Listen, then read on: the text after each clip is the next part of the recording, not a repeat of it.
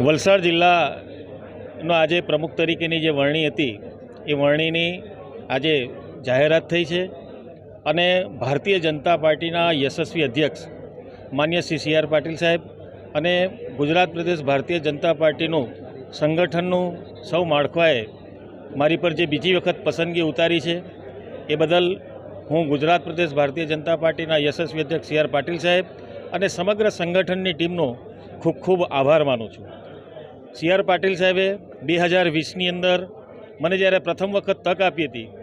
અને એ તકને આજે 4.25 વર્ષ ઉપરાંતના પૂર્ણ થયા છે અને આ 4.25 વર્ષની અંદર વલસાડ જિલ્લાની અંદર ભારતીય જનતા પાર્ટીના પરિવારને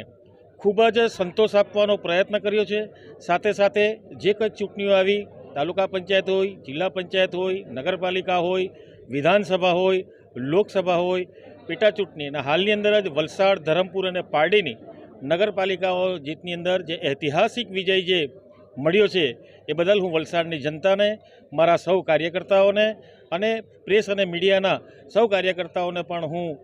આભાર વ્યક્ત કરું છું અને એમને અભિનંદન આપું છું કે વલસાડ જિલ્લાની અંદર આવું સંગઠન અગાઉના સમયની અંદર પણ ન હતું। એવું જે કોઈક રિઝલ્ટો આવ્યા છે ચૂંટણીના સૌ પરિણામો, એ પરિણામો પણ 80% ઉપરાંતના પરિણામો વલસાડ જિલ્લાએ આપ્યા છે। એથી ફરીથી હું વલસાડની જનતાનો પણ આભાર માનું છું।